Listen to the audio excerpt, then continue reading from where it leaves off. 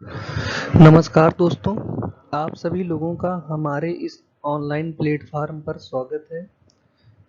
इस वीडियो के माध्यम से आज मैं आप सभी लोगों को बेसिक कॉन्सेप्ट्स ऑफ सोशियोलॉजी के बारे में बताऊंगा। चलिए इससे पहले मैं कॉन्सेप्ट्स के बारे में बताऊं, मेरे मन में या जो भी विद्यार्थी समाजशास्त्र विषय को पढ़ता है तो उसके मन में कुछ प्रश्न होते हैं। जैसे कि अगर कोई कपल्स हैं और उनका शादी से पहले ही वो लोग बच्चे को जन्म देते हैं, तो उनके बच्चे को समाज नाजायज ठहरा देती है। अगर हम दूसरे तौर पे देखें, अगर हम शादी से बाद अगर हम किसी दूसरे बच्चे को अडॉप्ट कर लेते हैं तो उसमें समाज को कोई दिक्कत नहीं है, जबकि वो तो किसी और का बच्चा है, हमने उसको गोद लिया है। इनडायरेक्टली तो वो गलत होना चाहिए, लेकिन फिर भी इसमें हर आदमी के अपने अलग अलग व्यूज होते हैं। और दूसरा पॉइंट अगर देखें तो सबके मन में डाउट होता है कि भगवान ने हमें बनाया या प्रकृति ने हमें बनाया या हम लोगों ने प्रकृति को बनाया। और भी कई सारे बिंदु हैं, जैसे कि समाज के अंदर लड़कों को ही क्यों उच्च स्थान दिया जाता है, लड़कियों को क्यों नहीं दिया जाता। ऐसा क्यों माना जाता है कि अगर कोई भी बड़ा काम करना है तो उसके लिए सबसे पहली रिस्पॉन्सिबिलिटी लड़कों की होती है, लड़कियों की क्यों नहीं होती है। इन सभी बिंदुओं को मद्देनजर रखते हुए मैं उन सभी कॉन्सेप्ट्स के बारे में आज बताऊंगा जो बहुत ही महत्वपूर्ण हैं।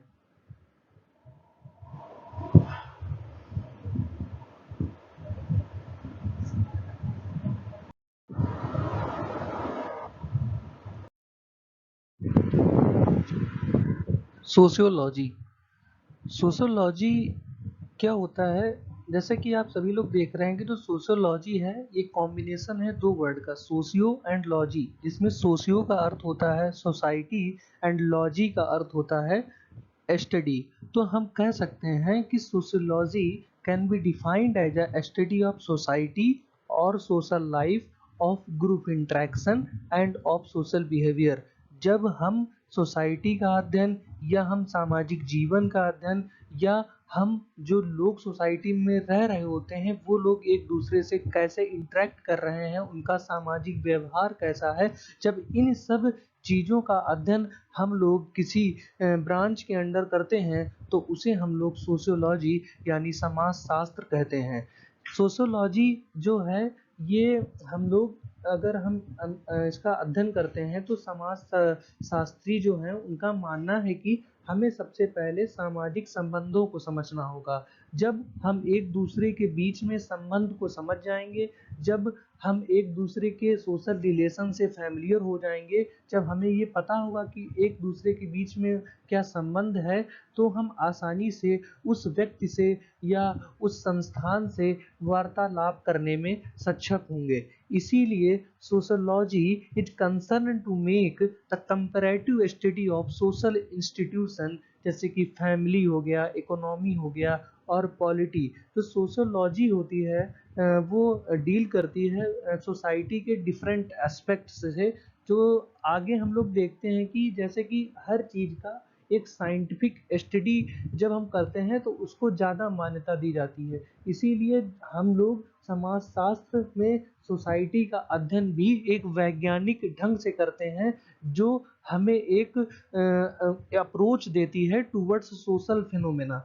In science patterns in natural phenomena are discovered by observation and verification. In sociology, social phenomena are observed to formulate and test hypothesis। जैसे कि विज्ञान में होता है कि कोई भी फेनोमेना होता है, कोई भी प्रिंसिपल होता है, उसके हम लोग ऑब्जर्वेशन करते हैं, फिर जो रिजल्ट निकलता है वो हम लोगों को समझाते हैं। उसी तरीके से एक सामाजिक फिनोमेना होता है सोशियोलॉजी में, उसको हम लोग फॉर्मुलेट करते हैं, फिर उसकी हाइपोथेसिस होती है, जो भी उसका रिजल्ट आता है वो हम लोगों को समझाते हैं।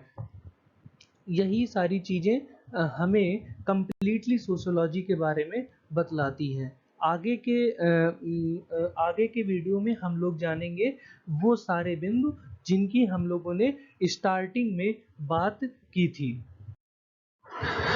इम्पोर्टेंट कीवर्ड्स में हमारा जो सबसे पहला कीवर्ड है वो है सोसाइटी। अगर हम बात करें सोसाइटी की, तो society has been defined as a relatively self sufficient, usually large group of people who maintain direct or indirect contact with each other through a culture। मतलब सोसाइटी जो है वो अपने आप में ही एक कंप्लीटेड फिनोमेना है जहाँ पर कई सारे लोग रहते हैं और वो लोग एक दूसरे से या तो डायरेक्टली या इनडायरेक्टली इंटरेक्ट करते हैं with the help of a culture. अब आप लोग सोच रहे होंगे कि कल्चर क्या होता है, तो culture is a societies way of life. जिस तरीके से सोसाइटी अपना जीवन व्यतीत कर रही होती है वह कल्चर ही होता है। आगे चल के हम लोग कल्चर के बारे में बहुत ही डिस्क्रिप्शन से पढ़ेंगे। अभी हम लोग बस इतना ही जानते हैं और आगे सोसाइटी के बारे में कंटिन्यू रखते हैं। ठीक है, तो जो सोसाइटी है, जैसे कि सोशियोलॉजिस्ट मानते हैं कि it is a chain of social relationship. यह एक सामाजिक संबंधों की चेन है। रिलेशनशिप सामाजिक कब होगा? A relationship is social when it is determined by mutual awareness that is behavior of one individual influences the behavior of one another। कोई भी रिलेशनशिप सामाजिक तब होगा जब एक दूसरे का बिहेवियर किसी दूसरे को इफेक्ट करेगा। फॉर एग्जाम्पल, अगर हम इसको किसी एक एग्जाम्पल से समझें, जब किसी भी क्लासरूम में कोई टीचर इंटर करता है तो अपने आप ये बच्चों की ड्यूटी होती है, बच्चे टीचर को रिस्पेक्ट देने के लिए खड़े हो जाते हैं।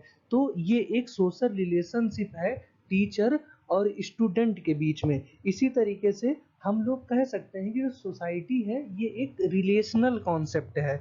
ठीक है, अगर हम बात करें कि सोसाइटी कितने टाइप्स की होती हैं, तो कई सारे सोशोलॉजिस्ट हैं जैसे कि Herbert Spencer, Durkheim, Karl Marx, इन लोगों ने सोसाइटी को अपनी अपनी तरीके से बताया है। लेकिन वो सब चीज़ें हम लोग तब जानेंगे जब हम पार्टिकुलरली एक एक थिंकर के बारे में पढ़ रहे होंगे। अभी हम अगर सोसाइटी के ब्रॉड पॉइंट ऑफ व्यू से देखें तो society is only of two type, simple society and complex society. Simple society में क्या होता है कि सिंपल सोसाइटी में होता है कि जो लोग होते हैं बहुत ही कम होते हैं और वहाँ पर जो टेक्नोलॉजी का यूज होता है बहुत ही कम होता है, जिसकी वजह से वो लोग एक दूसरे से directly face to face interact कर लेते हैं। और यहाँ पर अगर एग्जाम्पल की बात करें तो जितने भी आपकी अगर आप एग्जाम्पल की बात करें तो जितने भी प्रिमिटिव और ट्राइबल सोशल ऑर्गेनाइजेशंस होती हैं ये सब सिंपल सोसाइटीज़ में आती हैं। अगर बात करें हम लोग कॉम्प्लेक्स सोसाइटीज़ की, तो जितनी भी इंडस्ट्रियल सोसाइटीज़ हैं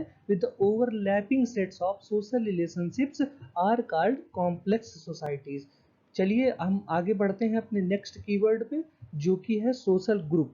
जैसे कि हम लोग ग्रुप क्या होता है? ग्रुप आप सभी लोगों को पता है कि जब दो या दो से अधिक लोग किसी स्थान पर खड़े होते हैं तो उसे ग्रुप कहते हैं। लेकिन अगर हम बात करें सोशोलॉजी में, तो सोशोलॉजी में ग्रुप का जो मीनिंग होता है सिमिलर होता है लेकिन कुछ अंतर होता है।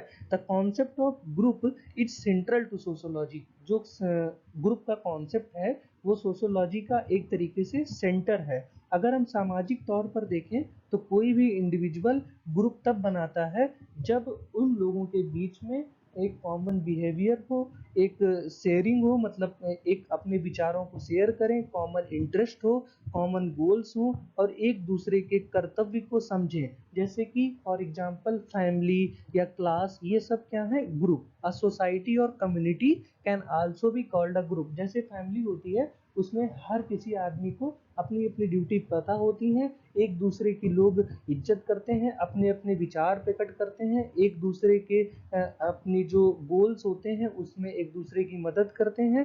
तो जो फैमिली है ये एग्जाम्पल है किसका? ग्रुप का। तो अब आप सोचते हैं कि ग्रुप्स कितने टाइप के होते हैं, तो जो सामाजिक ग्रुप हैं वो भी दो प्रकार के होते हैं सोसाइटी की तरह। कौन कौन से?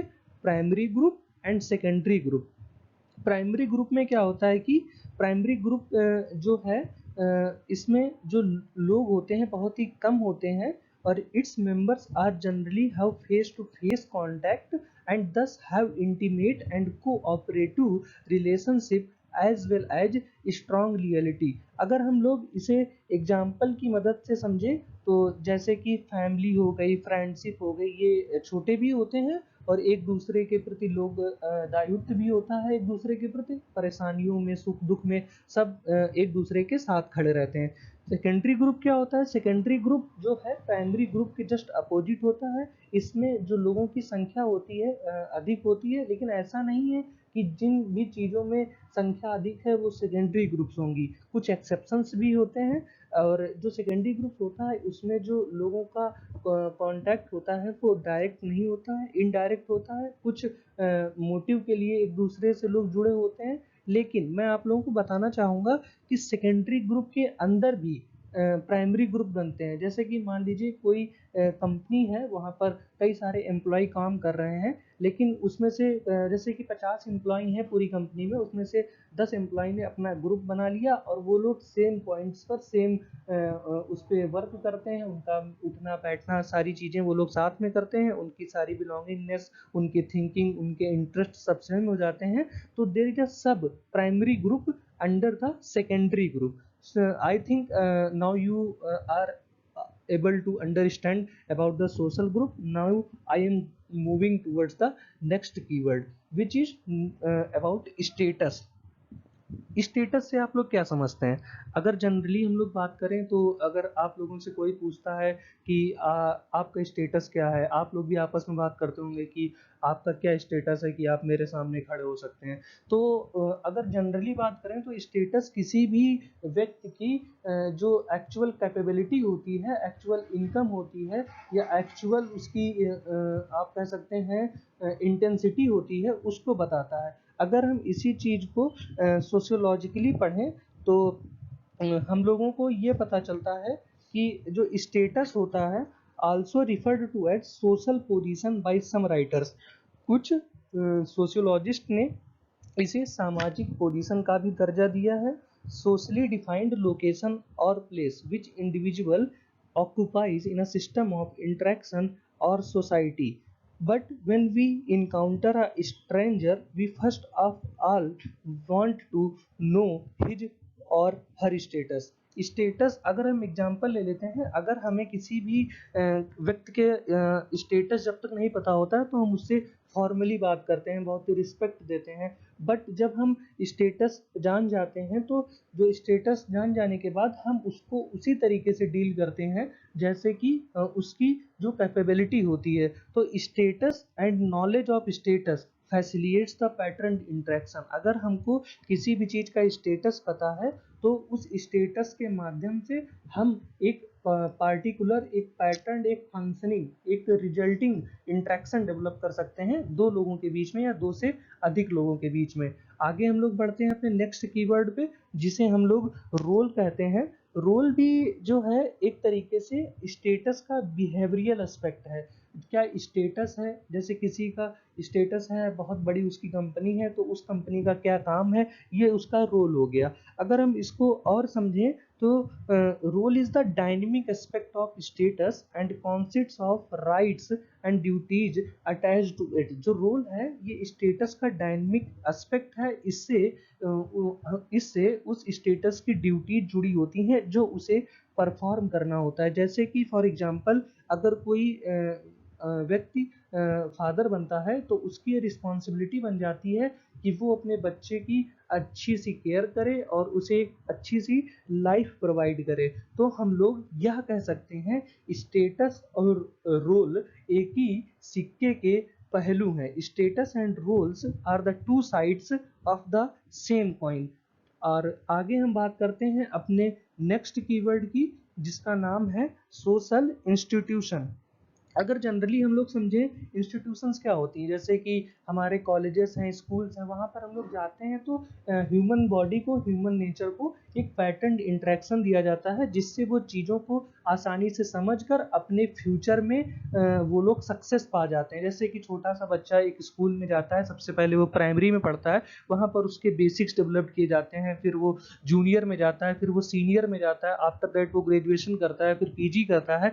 इन सभी ड्यूरेशंस में वो अपने जो उसका लेवल है उसको दिन प्रतिदिन बढ़ाता जाता है। आगे चल के जिन चीज़ों को भी उसने अपने पास्ट में सीखा है, उन चीज़ों को अप्लाई करके ही वो अपने जीवन को आसानी से जी पाता है। उसी तरीके से social institution can be defined as a broad goal oriented behavior which is firmly established. It becomes possible to understand and predict the behavior of people because of the established pattern of behavior found in a society. Now I am moving to the next keyword which is social control. जैसे कि generally यही हम लोग देख लें कि control क्या होता है। जैसे भी हम लोग घर में हम लोगों के ऊपर नियंत्रण किया जाता है ताकि हम लोग किसी गलत रास्ते पे ना चले जाएं। जैसे कि हम लोगों में नियम बनाए जाते हैं कि रात में आ जाना है घर पे जल्दी, एक टाइम लिमिट होती है कि इतने बजे सबको घर के अंदर होना चाहिए, इतने बजे सो जाना चाहिए, हमें चोरी नहीं करनी चाहिए, ये सारे चीज़ें हमें बताई जाती हैं। उसी तरीके से समाज के अंदर भी कुछ कंट्रोल्स होती हैं जो कि पॉजिटिव भी हो सकती हैं और निगेटिव भी हो सकती हैं, जो हमें बांध के रखती हैं सोसाइटी के कल्चर्स को फॉलो करने में। ठीक है, तो पॉजिटिव कैसे हो सकती है, निगेटिव कैसे हो सकती है। Positive can be in the forms of कोई हमें गिफ्ट के जरिए कंट्रोल करता है। जैसे कि छोटे पे हमें चॉकलेट दी जाती है, बेटा पढ़ो इससे अच्छे नंबर मिलेंगे, आपको चॉकलेट दी जाती है, ये भी एक तरीके का कंट्रोल है जिसमें गिफ्ट मिली। पनिशमेंट, जैसे कि आप ये निगेटिव कंट्रोल हो जाएगा, जैसे आप चोरी करेंगे तो आपको मार पड़ेगी, आपको पेन होगा, तो ये क्या है, एक निगेटिव एस्पेक्ट है। ठीक है, कल्चर जैसे हम लोगों ने स्टार्टिंग में ही बताया था कि जिस तरीके से हम लोग सोसाइटी में जी रहे होते हैं वो सब हम लोग कल्चर के अनुसार ही जी रहे होते हैं। तो अगर हमको कल्चर की एक डिफिनेशन देनी होती है तो शॉर्ट टर्म में तो हम लोग ये कह सकते हैं कि culture is the society's way of life. और in other terms, in sociological terms, culture can be defined as the total sum of human activities which are learned. And जो कल्चर होता है ये इसको मतलब लर्न किया जाता है और ये एक जनरेशन से दूसरी जनरेशन में पास होते हैं एक मेंबरशिप के द्वारा, जिसको हम लोग सोसाइटी कहते हैं। इसको अगर हम लोग मतलब क्लियरली समझें तो क्या है कि एक सोसाइटी है जिसकी सबको मेंबरशिप होती है, उसके अंदर हम लोगों को कुछ सिखाया जाता है, वो हमको अपने आने वाली पीढ़ी को सिखाना होता है, उन्हें बताना होता है, उन्हें समझाना होता है और उन चीज़ों को फॉलो करना होता है। और जो चीज़ें फॉलो करी जाती हैं उसी को हम लोग कल्चर कहते हैं। ठीक है, जो कल्चर होते हैं वो सीखे जाते हैं और उनको जो फॉलो किया जाता है या उनको लागू किया जाता है, फॉकवेज, मोर्स एंड वैल्यूज, ये कुछ टर्म्स हैं, इनकी मदद से कल्चर्स को फॉलो किया जाता है या लागू किया जाता है। चलिए हम लोग सबसे पहले पढ़ते हैं फॉकवेज के बारे में। तो अगर हम लोग एग्जाम्पल से समझें तो सबसे पहले कि जैसे कि rising up from seats when teachers into classroom, allowing women to purchase tickets without going, distribution of seats after getting a job और प्रमोशन। जैसे कि टीचर क्लास में इंटर करता है तो बच्चे खड़े हो जाते हैं, अगर किसी की नौकरी लगती है या अच्छे नंबरों से कोई विद्यार्थी पास हो जाता है तो वो अपने आसपास के लोगों को मिठाई बांटता है। ठीक है, ये मतलब एक कॉमन सा सेंस है कि अगर हम लोग लाइन में लगे हैं, अगर कोई लेडी जाती है तो हम लोग उसको पहले जाने देते हैं और हम लोग बाद में वो काम को कर लेते हैं। जो तो हम लोग इन सभी एग्जाम्पल से क्या समझते हैं कि इन सभी एग्जाम्पल्स में एक जो ट्यूनिंग है वो पोलाइटनेस की है। तो हम लोग कह सकते हैं अ नंबर ऑफ वॉकवेज और simply the act of politeness. फिर हम लोग बात करते हैं मोर्स की। तो जो मोर्स है ये एक नॉर्म्स है that are considered to be more important by group and even vital for its welfare. अगर किसी भी ग्रुप के लिए जो सबसे इम्पॉर्टेंट चीज़ है वो मोर्स ही होती है और ये ग्रुप के वेलफेयर के लिए बहुत ही ज़्यादा ज़रूरी होती है। इसमें भी हम लोग एग्जाम्पल की मदद से समझते हैं, जैसे कि हमारी जो इंडियन सोसाइटी है, जो इंडियन कंट्री है हम लोग की, यहाँ पर कई सारे धर्म पाए जाते हैं, हिंदू, सिखिज्म, मुस्लिज्म। ठीक है, तो हर धर्म के अपने कुछ रूल्स होते हैं। जैसे कि हिंदूज़ में कि कंजम्पशन ऑफ बीफ नहीं है अलाउड है। ठीक है, मुस्लिम्स में ड्रिंक्स नहीं करना चाहिए, अल्कोहल ड्रिंक नहीं करना चाहिए। ठीक है, अगर कोई ये सब करता है तो उसको सोसाइटी से एक तरीके से बैन कर दिया जाता है। Thus we can say that mores clearly and definitely reflects the concepts of what is moral and immoral. तो हम लोग ये कह सकते हैं कि मोर्स हमें यह बता देता है कि क्या मोरल है, क्या इमोरल है। इसी क्रम में हम लोग देखते हैं कि अपने नेक्स्ट वर्ड जो कि वैल्यूज, वैल्यूज क्या होता है। values are the ultimate essence and spirit of the cultures, are the underlying principles and ideas on the basis of which societies and individuals choose their goals.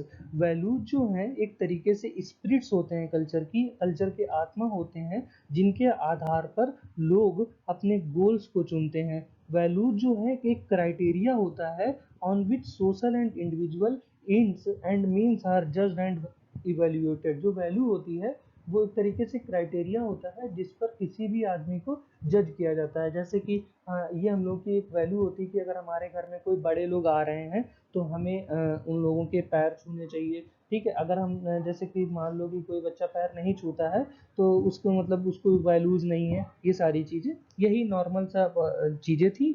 आज का lecture हम लोग यही समाप्त करते हैं और कल मिलते हैं अपने नेक्स्ट टॉपिक के साथ। कल मैं आप लोगों को सोसाइटी क्या होती है इसका पूरा कॉन्सेप्ट पढ़ाऊंगा। बस लास्ट में मैं आपसे यही कहना चाहूँगा कि आप सभी लोग मेरे चैनल शिक्षा पॉइंट को सब्सक्राइब करें, जो कि स्टडी हब का एक इनोवेशन है। और मैं जाते जाते ये कहना चाहूँगा कि दोस्तों आप सभी लोग कभी मतलब निराश ना हुआ करें।